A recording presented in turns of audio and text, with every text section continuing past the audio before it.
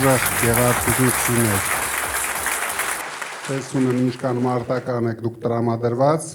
բայց մենք այսօր ես կուզենայի շատ ակտիվ քննարկումներ ունենայինք, որտեղ ես ձեր օգնության կարիք ունեմ, որ հասկանամ Գեղարքունիքի բոլոր խնդիրները, մենք միասին ենք լուծելու այդ խնդիրները, մենք միասին ենք հաղթանակ տանելու, դրանից հետո միասին պետք է զարգացնենք Գեղարքունիքի մարզը։ Հիմա մեզ շատ անգամ ավելի կարևոր է հասկանանք զարգացման process-ները, քանի որ մենք Ֆերոյանի հետ շատ վստահ ենք, որ հաղթանակը մեզ շատ մոտ է եւ շատ շուտով մենք այդ հաղթանակը տոնելու ենք միասին։ Նորից ենք հավաքվելու, բայց արդեն ավելի մեծ կազմով, հետո այցելելու ենք ամեն շրջան, հասկանալու ենք ձեր խնդիրները եւ միասին լուծելու ենք այդ բոլոր խնդիրները։ Ես ցանկություն ունեմ, որ դուք շատ ակտիվ լինեք այսօր, որ հետաքրքիր ժամանակ անցկացնենք։ Բայց մինչև անցնենք դրան, ես ուզում եմ մի թեթև ներկայացնեմ Գեղարքունիքի մարզի խնդիրները, որովհետև դուք դժվար առանձին ամեն ինչից տեղյակ լինեք, սրանք 8 տարվա ընթացքում ինչի են հասցրել։ Սա ամբողջ հանրապետությունով է, բայց Գեղարքունիքի մարզը ինձ թվում էր իրավունք չուներ այս վիճակին հասնելուն, որովհետև շատ մոտիկ է Երևանին, ունի այն, ինչ որ ոչ մի շրջան Հայաստանում չունի, վերջը դուք Սևան ունեք։ Սևանի կողքեր ապրող մարդիկ իրավունք չունեն աղքատ ապրեն, ավելի ճիշտ պարտավոր են հարուստ ապրեն։ Դրա համար մենք միասին շատ լուրջ զբաղվելու ենք ձեր բոլոր շրջաներով եւ հատկապես մեր հայրենիքի ամենակարևոր մասով Սևանա լճով։ Ձեր մոտ 23-ից մինչև 25 թվականի վերջը ծնունդները նվազել են 10%-ով։ Դուք պատկերացնում եք դա ինչ է։ Մահացությունը ավելացել է 6%-ով։ Բնական աճը նվազել է 30%-ով։ Այսինքն մարզի բնակչությունը նվազել է 30%-ով ընդամենը մի քանի տարվա ընթացքում։ Ամուսնությունները նվազել են 3.2%-ով, ամուսնալուծությունները աճել են 16%-ով։ Այդ խնդրը գալիս է վատ ապրելակերպից։ Ես ուզում եմ դուք լսեք, ֆիքսեք եւ ձեր ժողովրդին հետագայում բացատրեք, որ միայն հայատում կամ ճամփի վրա ասֆալտ տեսնելը դա 1%-ը չարժի, ինչը որ ես նոր կարտացի ձեր համար։ Հիմա շրջանի տնտեսությունը, արդյունաբերությունը նվազել է 2%-ով մարզի, գյուղատնտեսությունը 4%-ով, շինարարությունը 1%-ով, աճել է մենակ ծառայությունները 0.1%-ով, այսինքն գնալով ամեն ինչ քանդվում է։ Դա ինչի համար կարտացի, որ դուք մոտավորապես պատկերացում ունենաք այն խնդիրների մասին, որ ունի մարզը աղքատությունը 7%-ով աճել է, եթե հանրապետության միջինը, ինչպես իրենք հայտարարում են, չնայած դա ամբողջությամբ սուտ թվեր են, 21% է, Գեղարքունիքի մարզում հասնում է 28%-ի։ Մարզերը շատ ահավոր տեմպով են աղքատանում, դրա համար ոչ ապահովագրությունը, ոչ թոշակները չեն կարող մարդկանց օգնել իրենց կենսամակարդակը բարձրացնելու համար։ Մենք հասկանալով այս բոլոր խնդիրները պետք է միասին ցուցաբերենք շատ մեծ հայրենասիրություն, կանգնեցնենք մեր երկիրը անդունդի եզրին կանգնեցրած այս թույլ, անկարող, անիմաստ իշխանությանը, որովհետև ոչ մի ասֆալտ մեզ պետք չի գալու, եթե այդ տարածքներում մարդիկ չապրեն։ Փաշինյանը կարող է այդ ասֆալտի վրա հետագայում միայնակ հեծանիվ քշի կամ Ալիևին հրավիրի իրենք քշեն միասին կամ առավել ևս Վարդենիսի կողմից շատ հեշտությամբ ադրբեջանցիները կգան քշեն,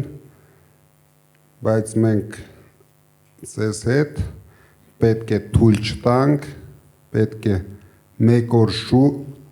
կանգնեցնենք այս ահավոր process-ները, ինչը որ կատարվում է մեր հայրենիքի հետ եւ ձեր մարզի հետ։ Դուք պատկերացնում եք մարզի հիմնական բնակչությունը, ամենայն դեպս մեծ մասը ուղիղ կապ ունի Սևանա լճի հետ։ Սևանա լիճը աշխարհի ամենամաքուր լճերից մեկն է, բայց վստահ եմ, ոչ մեկը չի զբաղվում Սևանա լճով, բայց մենք ձեզ հետ պետք է Սևանա լիճը լճից փոխարինենք մեծ տնտեսական գործունեություն ունեցող հիմնարկի։ Սևանա լիճը պետք է դառնա ամենամեծ տնտեսական գործունեություն ունեցող հիմնարկներից մեկը։ Ամբողջ աշխարհում, օրինակ Նորվեգիայում գազի եւ նավթի հետ համարժեք տնտեսությանը օգնում ու զարգացնում է լասոսի արտադրությունը, ինչը հիմնականում ընդամենը լասոսի համար մաքուր ջրեր է պետք, ուրիշ ոչ մի բան պետք չի։ Ինքը իրան աճում ու զարգանում է, բայց այստեղ ոչ մի անգամ չի եղել տնտեսական քաղաքականություն, դրա համար մենք ունենալու ենք համակարգված մոտեցում, մենք ստեղծելու ենք բիզնես ծրագրեր, ով հնարավորություն, ցանկություն ու շնորհք ունի, բոլորը կարող են դրանով զբաղվել, բաց մինչև չդառնան միջին կամ մեծ բիզնես հարկ չեն վճարելու, հենց դառան միջին կամ մեծ բիզնես սկսելու եք հարկերը վճարել։ Աշխարհում կան շատ հարուստ երկրների օրինակներ, որտեղ փոքր եւ միջին բիզնեսը կազմում է տնտեսության 80%-ը։ Հայաստանում դա կազմում է ընդամենը 2%-ը։ Օրինակ Շվեյցարիայի նման հարուստ պետությունը ամբողջ պետության հիմքը փոքր եւ միջին բիզնեսն է։ Շատ ցածր հարկերով, բայց հարյուրավոր միլիարդ դոլարներ բյուջե են վճարում այդ փոքր եւ միջին բիզնեսի հնարավորություններով։ Մենք պարտավոր ենք վերցնենք այդպիսի մոդել մեր զարգացման, որ մարդիկ ընտանիքներով զարգացնեն իրենց ընտանեկան բիզնեսները։ Դրա համար մենք պետք է ստեղծենք մեր մարդկանց համար հնարավորություններ։ Ձեզանից շատ շնորհակալ եմ, որ եկել եք եւ շատ կուզենայի, որ մենք բաց հարց ու պատասխան ունենանք, ակտիվ, ոչ մի բանից չընկճվեք, ամենաբարդ հարցերը կարող եք տալ։ Ես շատ ուրախ կլինեմ։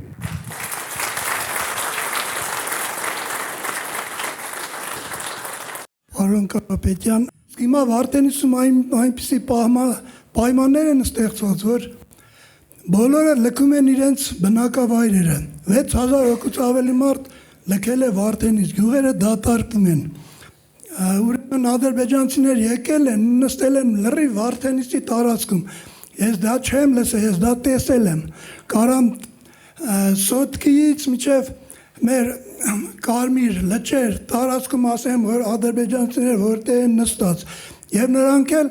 առանց մի դիմադրականություն 2-3 անգամ առաջ են եկել։ Վերին շրջայում, ներքին շրջայում, Նորաբաքում, Սոտքում, Վարդենիցի սարում եւ մնա Աղբրաձոր եւ մնացած գյուղերում։ Սիրելի Վարդենիցիներ ջան, սա առաջին հերթին ձեզ եմ ասում եւ մեր հայ ժողովրդին եմ ասում։ Հունիսի 7-ին մենք մեր ձայնը տանք ուժեղ Հայաստանին, որպեսզի փրկվենք այս ամեն ինչից, որպեսզի բոլոր բնակավայրերը վերականգնվեն։ Շատ շնորհակալություն լավ ելույթի համար։ Ես ճիշտն ասած չուզեցի ամեն շրջանին անդրադառնալ, որտեղ ինձ թվում էր հարց ու պատասխանի ժամանակ մենք դրանք անդրադառնանք, բայց կոնկրետ Վարդենիսի մասով ուզում եմ երկու բան ասեմ։ Քանի որ այս իշխանության, որ ասում է Բառադի ղեկավարը չի կարողանում ոչ մի ձևի հակաճառի իր շեֆին, դրա համար մենք ունենք շատ լուրջ խնդիրներ բոլոր սահմանամերձ շրջաներում։ Քանի որ հայտարարվել է, որ 300,000 ադրբեջանցիներ գալու են ապրեն Հայաստանում, ինքը նույնիսկ անցած շաբաթ երևի շատերը տեսած կլինեք լրագրողների հետ հանդիպման ժամանակ, երբ որ լրագրողը կասկած հայտնեց, որ այդպիսի բան կա, ես առաջարկեցի, որ ինքը բարձրանա ազգային ժողովի ամբիոն եւ հայտարարի, որ այդպիսի բան չկա։ Արդեն 10 օր անցել է, իրենցից չենք լսում ոչ մի հայտարարություն, քանի որ իրոք այդպիսի բան կա, ինքը ունի վախեր, ունի ինձ թվում է գաղտնի պայմանավորվածություններ, դրա համար ամեն ինչ անում են, որ սահմանամերձ շրջաները նույնպես, ինչպես Արցախին խաղաղություն բերեց, կարող է խաղաղություն բերել Վարդենիսին եւ ամենակարևորը ես շատ մեծ անհանգստություն ունեմ, որ ինքը կարող է խաղաղություն բերել Սյունիքին, հայաթափել Սյունիքը, բերել լցնել ադրբեջանցիներով եւ հետո նորից գոռալ միկրոֆոներով, որ ոչինչ խաղաղություն են բերել, այն իրա կրծքի բրոշկեն մի քիչ փոքրացնի եւ կապացուցի, որ սա միակ ոնց որ երեք հայտարարեց, որ Արցախը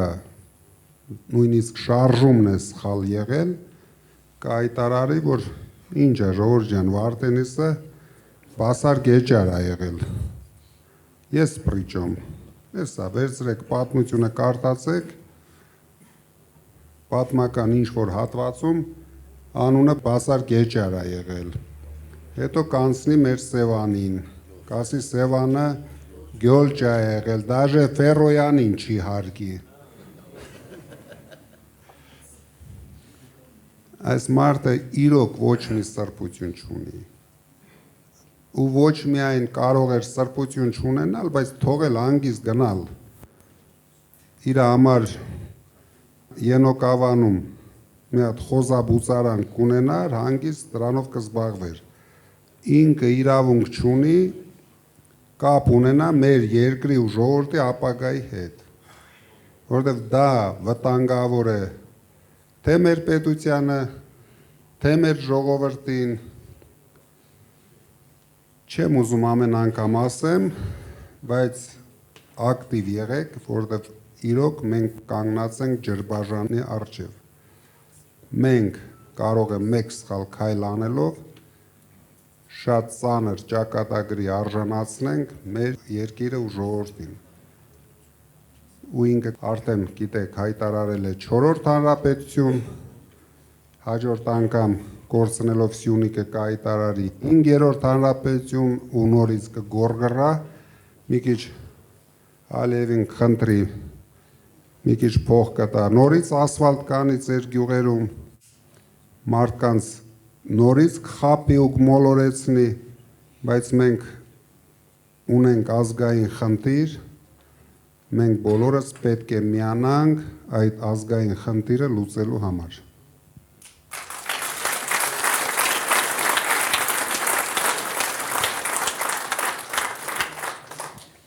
Ուրախ եմ ձեզ հետ հանդիպել, իմ անունը Նայիրի է, քաղաք Մարտունիից։ Պարոն Կարապետյան, ինչպես գիտեք, Մարտունի եւ ամբողջ Գեղարքունիքի շրջանը բարձրադիր են։ Ես մի առաջարկ ունեմ, պարոն Կարապետյան, որ մեր բարձրադիր շրջաններում, հատկապես այն տեղերում, որտեղ 1900 մետրից բարձր է Հայաստանի այն շրջաններում, գույքա հարկը վերացնել,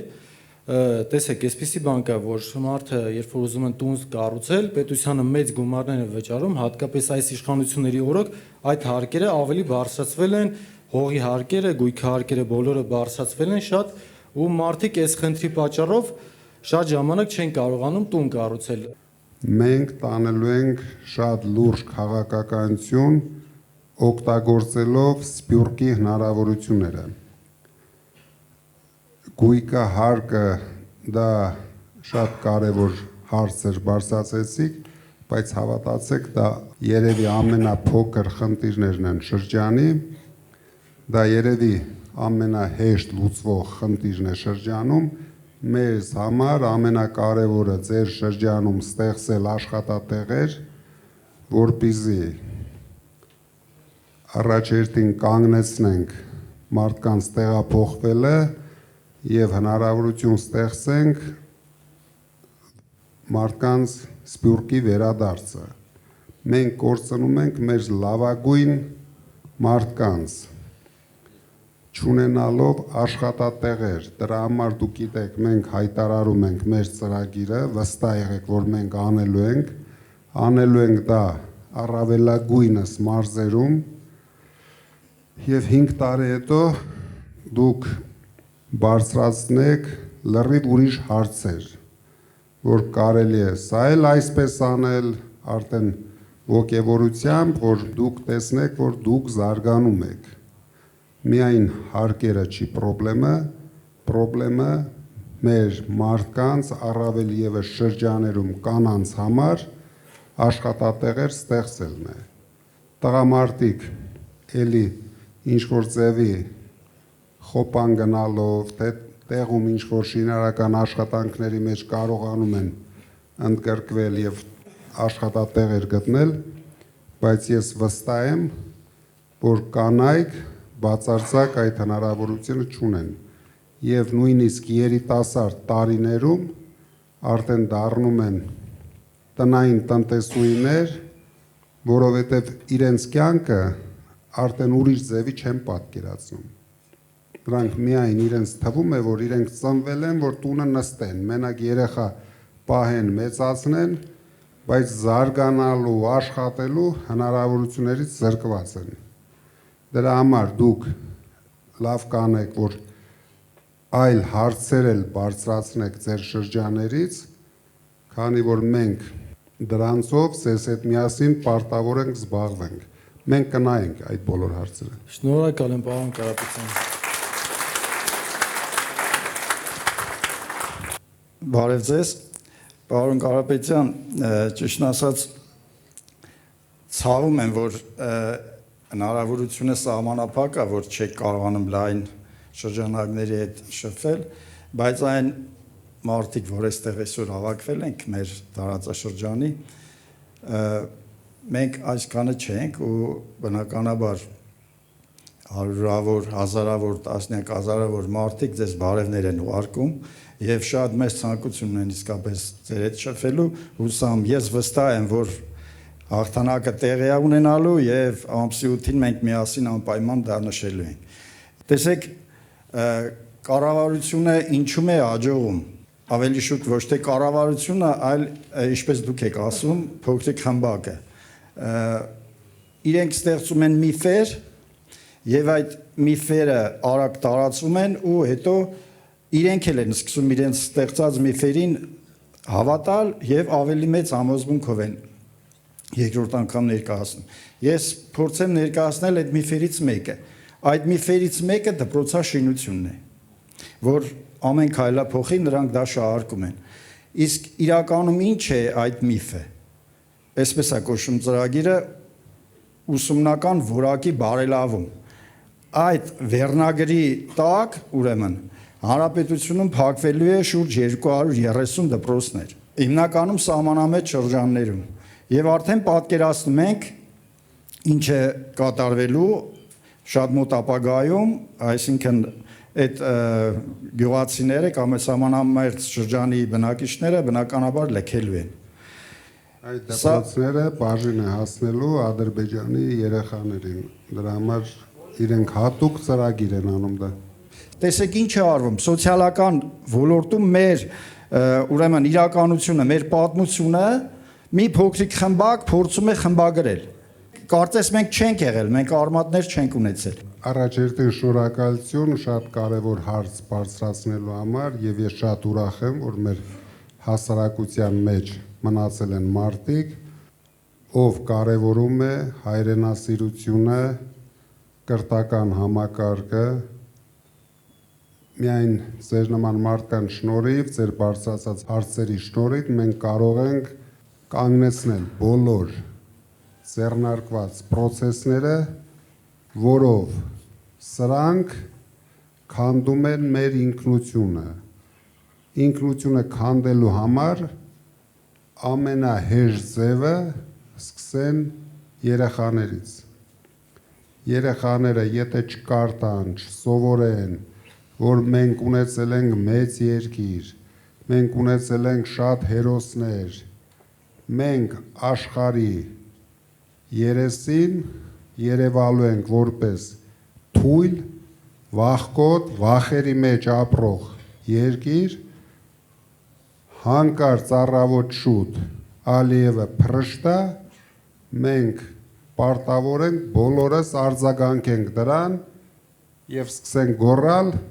որ մենակ Փաշինյանը կարող է մեզ բերել խաղաղություն։ Ամբողջությամբ կորցրել ենք ազգային ինքնասիրությունը,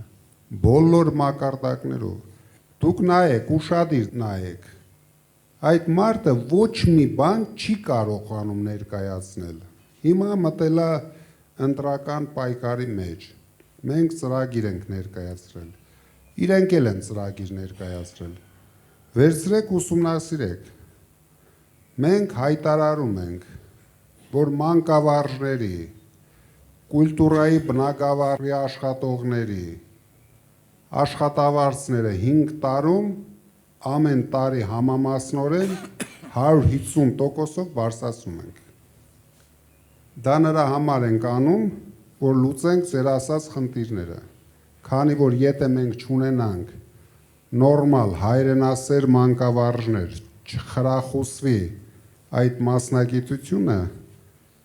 ես մանկավարժի ընտանիքից եմ, հայրս, մայրս եղել են մանկավարժներ, եւ ես տեսել եմ մանկավարժների բոլոր հնարավորություններն էլ, ոչ հնարավորություններն էլ։ Պետությունը պետք է խրախուսի եւ աջակցի ամենակարևոր մասնագիտությունը, որտեղ ծնողների հետ զուգահեռ այդ մասնագիտությունը դաստիարակում է մարդկանց, երեխաներին եւ ինչպիսի երեխաներ կունենա ցանկացած ընտանիք, շատ կարևոր է մանկավարժների աշխատանքը։ Հիմա կոնկրետ Վարդենիսը ռեալ վտանգի տակ է։ Ունեին մեկ հատ թե հանրապետության համար, թե շրջանի համար կարևոր զարգացման օբյեկտ, որի կեսը նվիրեցին, դուք գիտեք որ առանց նույնիսկ կրակոցի նվիրեցին ադրբեջանցիներին։ Սոտկի հանգը մարդիկ նույնիսկ չեն պայքարում այն բանի համար, որը սովետական ժամանակներից եղել է մեր երկրի զարգացման հենասյուներից մեկը։ ինքը Արցախից բացի ավելի վտանգավոր բաներ ա արել։ Մենք կամաց, հիմա դուք տեսնեք ամեն ինչ բացահայտելու ենք, ամեն օր բացահայտելու ենք, որ մարդիկ հասկանան, որ մենակ հաց ուտելն ու ասֆալտով քայլելը դա ինքնանպատակ չի, որ սա է մեր ազգային ինքնությունը, ազգի հարստությունը, մեր երկիրը, մեր հասարակությունը այնպես է դեգրադացվել, որ մարդիկ միայն մտածում են մի հատ խալազիլնիկի մասին։ Հայրենիք, հայրենասիրություն, հասկացողությունը թողել ենք անցյալում։ Սրանց համար մարդը գոյություն չունի։ Սրանց համար իրենց աթոռը, իրենց պարգևավճարները, իրենց գռդոնը, դուք որ ասում եք դպրոց խես շատ կառուցում կամ ասֆալտ շատ, որտեղ ուղեղ չունի, այդ որ ցույց եք տալիս դրա համար։ Մի հատ գնաց հիստերիկություն արեց, դուշը քաշեց կամ ինչ էր, քաշեց պոկեց, հաջորդ օրը այդ դպրոցի արժեքը 2 անգամ բարձրացավ։ Ու բոլոր տենդերները կարող եք նայել կամ կրում են ԿՊԱ-ները կամ ԿՊԱ-ների համախոհները։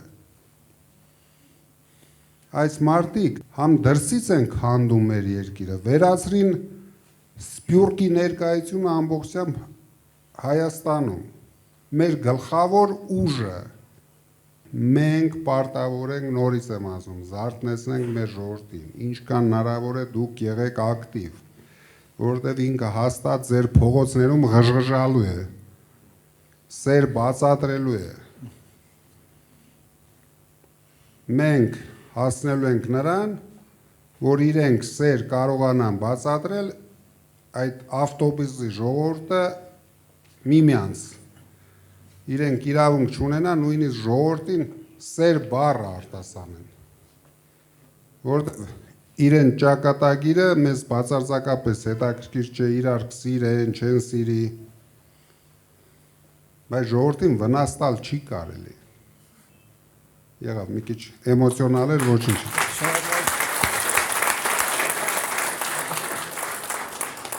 Պարոն Կարապետյան, շատ հպարտ եմ, որ գտնվում եմ այստեղ։ Բոլորս տեղյակ ենք, որ դուք մեծ ներդրում ունեք հիվանդանոցաշինության գործում։ Հարցս վերաբերվում է մեր Մարտունու քաղաքին, որտեղ առկա է ծննդատուն, բայց ոչ բարվոք վիճակում է, քանի որ մենք վստահ ենք, որ հունիսի 7-ին ունենալու ենք վարչապետ եւ դա դուք եք լինելու, ուզում եմ առաջարկել ձեզ եւ խնդրել, որպեսզի հիմնանորոգեք Մարտունու քաղաքի ծննդատունը։ Շնորհակալություն։ Շատ կարևոր հարց էր։ Ու հիմա եթե ես կարող եմ sense խոստում տալ,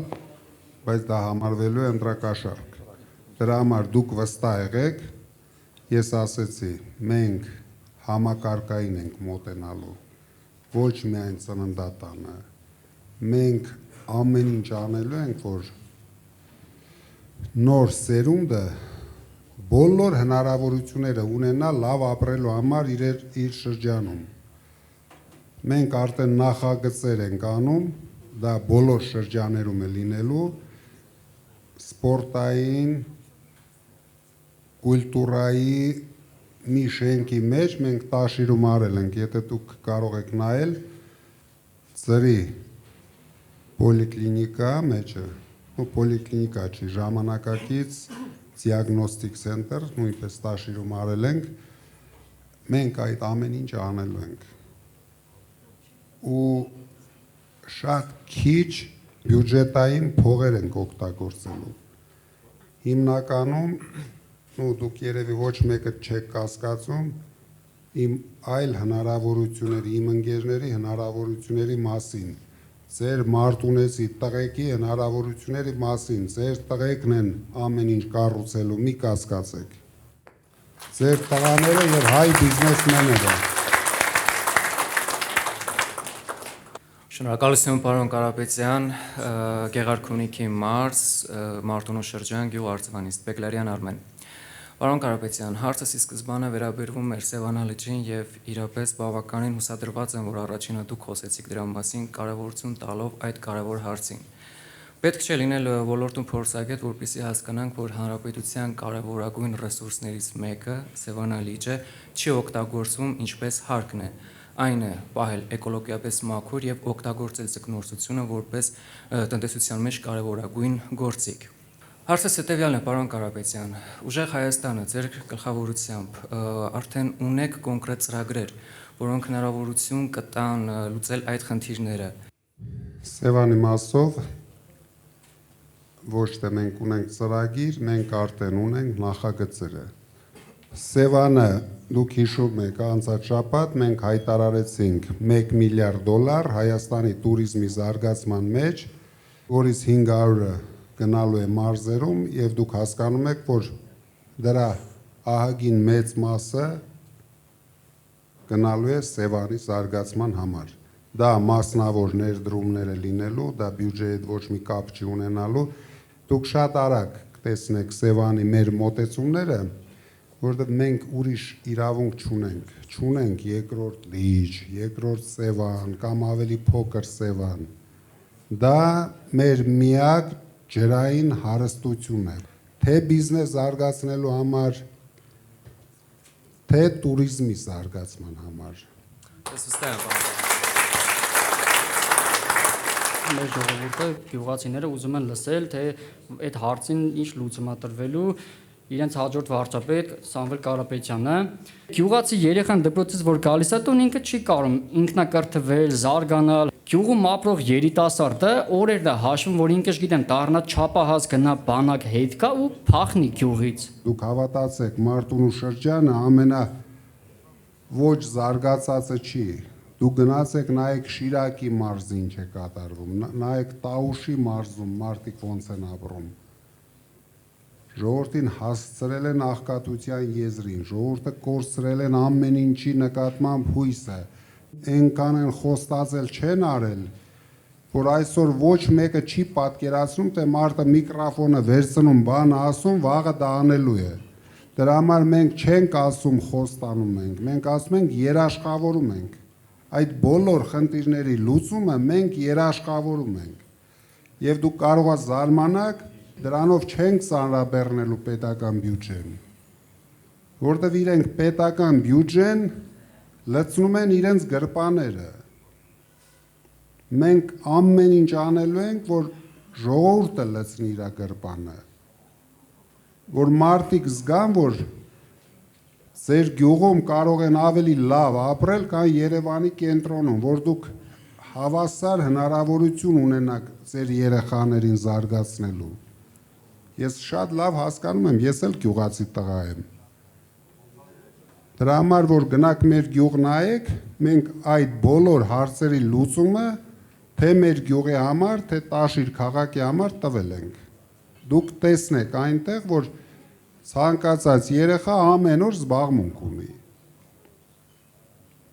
Ու արդեն երեխաներ էլ ոչ մի ցանկություն չունեն թափառեն։ Ու մեր գյուղում չկա նարկոման։ Մենք պետք է փոխենք մեր հասարակության մոտեցումները։ Մենք պետք է առողջացնենք մեր հասարակությանը։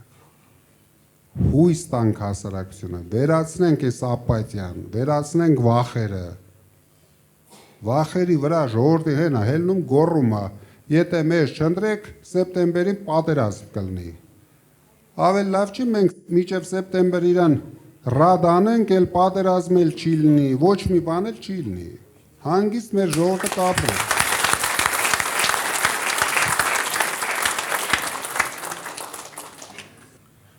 Մեծարգո Կարապետյան, հարգելի ներկաներ։ Ես Գեղարքունիքի մարզից եմ, Գավառից։ Կարևորը հավատի վերականգնումը հայի մեջ իր սեփական ուժերի նկատմամբ։ Մնացած խնդիրները կլուծվեն։ Զորավիք եմ։ Շնորհակալություն հայրիկ ջան։ Ես շատ ուրախ եմ, որ ձեր նման փորձառու ակտիվ մարդիկ այսօր մեր կողքին են։ Մենք պարտավոր ենք հայրենիքը բերենք մարդկանց սրտերի մեջ, բայց նույնիսկ հիմա լեզվի վրա չկա։ Դա դարել է արդեն վտանգավոր, եթե մենք մի քիչ մեր կողմնակիցներով շատ խոսանք հայրենիք բառեր արտասանենք, մի հատ էլ կսկսեն կալանավորել հայրենիքի համար։ Հայրենիք բառը, հայկական արժեքներ բառը, դա հիմա ներկայացում է որպես հանցագործություն։ Ես ընդամենը բոլորդ հիշում եք, ասի մենք մեր ձևով մասնակցենք մեր եկեղեցու պաշտպանությանը։ Դրա համար արդեն 1 տարի է կալանքի տակ եմ, որից 7 ամիսը ամենածանր պայմաններում։ Սրանք իրոք անհայրենիք են։ Պատկերացրեք, մեր երկրի գլխավոր հերոսը Փաշինյանն է։ Դուք պատկերացնում եք մի պետություն, ազգ, ում հերոսը Փաշինյանն է։ Տվեք երկրորդ հերոսի անունը։ Սրբապղծեցին ամեն ինչ, թե հերոսներին, թե մեր սրբավայրերը։ Ոնց կարելի է, դուք բոլորը տեսաք, այդքան ոստիկաներով, այդքան հատուկ ծառայություններով հարձակվեն Էջմիածնի վրա։ Ու դա տեսնում էր ամբողջ աշխարհը։ Ես հիմա շատ հանդիպումներ եմ ունենում, այսօր ժամը 1:30 նորից եկել էին հանդիպելու Շվեյցարիայի գլխավոր կուսակցության ղեկավարը, նրանք ապշած են։ Ինչպես դուք նշել եք ձեր խոսքում, Քյավառցի լինելը դա բրենդ է, իսկ այսօր այդ բրենդը եկել եւ կանգնել է ձեր կողքին թասիբով ու վստահ լինելով, որ մենք ունենալու ենք ուժեղ Հայաստան, ուժեղ Քյավառ։ Դուք ձեր ծրագրում նշում եք, որ 300,000 նոր աշխատատեղերի կառուցում եք պատրաստում իրականացնել։ Ես ուզում եմ հասկանալ նաեւ մեր ընդհանուր բնակչությունը, ինչպիսի ծրագրեր կա աշխատանքի կառուցման Գավառ քաղաքում, Հացառատ թաղամասում եւ նման մեր փոքր գյուղերում, որպիսի մեր ժողովուրդ բնակչություն ստիպված չլինի դուրս գա մեծ քաղաք, թեկուզ Երևանում աշխատելու, այլ մնա իր բնորանում աշխատի եւ ստեղծի։ Ես հասկանում եմ գլխավոր խնդիրը, դա ոչ միայն Գավառին, առավել եւս Գավառին, Մարտունուն, Տաշիրին է վերաբերվում, որտեղից շատ են արտագնա աշխատանքի մեկնողները։ Դրա համար մենք առաջի հերթին մտածելու ենք այդ քաղաքների, գյուղերի կանանց աշխատատեղով ապահովելու համար։ Դուք կարող եք նայել, մենք այդ խնդիրը ամբողջությամբ լուծել ենք Տաշիրում, ամենահեշտը ու ամենաարագը կանանց աշխատանքի տեղավորելու համար դա զարգացնել թեթև արդյունաբերությունը, որովհետև դա շատ արագ ալնում, ասենք ամենաշատը 6-8 ամսում կարող ենք ապահովել աշխատատեղերով։ Եվ հետագայում մենք մշակել ենք բոլոր շրջաների համար ծրագրեր, Արարատյան դաշտավայրը ունենալու է իր ծրագիրը, Սևանը իր ծրագիրը, Քյավառը իր ծրագիրը, Մարտունին իր ծրագիրը, մենք աշխատելու ենք տեղի մարդկանց հետ, որ հասկանանք ինչը կարող ենք արագ անել, մենք անող կառուցող ժողովուրդ ենք, վերջ ես Հայաստանում ամենաշատ աշխատատեղ ստեղծած մարդն եմ, 8 տարվա մեջ ինչքան գործարան մենք ենք բացել, պետությունը չի կարողացել դրա կեսն էլ ստեղծի։ Դրա համար դրա ձևերը մենք գիտենք, խնդիրներն էլ հասկանում ենք։ Մեզ պետք է ձևավորել կառավարություն ձեր օգնությամբ։ Մենք դա կանենք։ Հարցը վերաբերում է աուտիզմով տառապող երեխաներին։ Մենակ Սևան համայնքում կա 1500 երեխա։ Լոգոպեդի կարիք ունեն, իրանց պետությունը տրամադրում է տարեկան ընդամենը 70 ժամ։ Պատկերացնում եք, որ այդ 70 ժամը մի երեխայի համար շատ քիչ է։ Ինչ վերաբերվում է այդ մասնագիտական ուղղվածությանը, մենք ներգրավելու ենք ոչ միայն Հայաստանի, այլ աշխարհի լավագույն մասնագետներին, որպեսզի բոլոր այդպիսի խնդիրներին լուծում տանք։ Մեծարգո Կարապետյան, հարգարժան գեղարքունիքցիներ, հարգարժան կուսակից ընկերներ։ Ես ուզում եմ շնորհակալություն հայտնել ձեզ, ձեր Կարապետյան ընտանիքին ուրենկալության համար։ Իմ հարցերը մնաց, ուզում եմ եզրափակեմ, ես իմ հարցերը կտամ խորհրդարանում վարչապետ Կարապետյանին։ Ես ինքս падգամավորի թեկնածու եմ։ Շատ ուրախ կլինեմ, մենք շատ լուրջ գործեր ունենք անելու միասին։ Ուզում եմ ավելացնել, ես 2020 թվականից պայքարում եմ այս պատուած իշխանության դեմ եւ ամեն անգամ սոցիալական ցանցերում գրում էի մեր կայացած հայերի մեջ մի տաղա չկա տեր կանգնես ազգին Աստված մեզ բարի աճ գտնվեց եւ աշխարհարչակ հայերից մեկին է ուղարկել մեր հզոր Կարապետյանին, մեր ուժեղ Կարապետյանին մենք բոլորս ձեր հետ միասին պայքարելու ենք անուն մեր Հայաստանի, անուն մեր հայրենիքի, անուն մեր հանրության։ Շնորհակալություն ձեզ։ Ձեզանից էլ շատ շնորհակալ եմ։ Իրոք շատ հաճելի ժամանակ անցկացրեցինք, ինձ համար էլ սա շատ կարևոր էր լսել ձեր խնդիրները։ Մենք ձեզ հետ լուրջ աշխատանք ունենք անելու։ Լինենք համառ, բոլորդ հաստատ վստահ եղեք, մենք մեկ քայլ ենք հաղթանակից։ Մեզ պետք է ամենակարևորը այս ամիսը ռացիոնալ օգտագործենք, այսինքն որ ավելի հասկանալի ասեմ, հաղթանակի համար բոլոր տվյալներ ու ռեյտինգները մենք ունենք։ Մնում է ընտրության օրը ճիշտ կազմակերպենք ընտրության մասնակցելու process-ը։ Եթե մենք դա ապահովում ենք, ես կարող եմ ասել, արդեն մենք խնդիր չունենք։ Դուք տեսնում եք դրա հիստերիաները, դա ինչից է գալիս, որ ինքն էլ է դա տեսնում։ Ինք արդեն անջատվել է ժողովրդից։ Նորից անցել է իր գլխավոր դերասանական հնարքներին, կարող է կանգնի լացի, կարող է ծնկի գա, ես այն օրը ասեցի, մեր ուժը իրեն ծնկի է բերելու հայ ժողովրդի առաջ, ու մենք իրեն ծնկի ենք բերելու։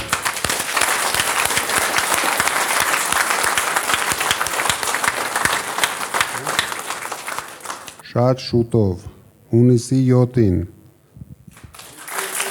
ուժեղ Հայաստանը գալիս է։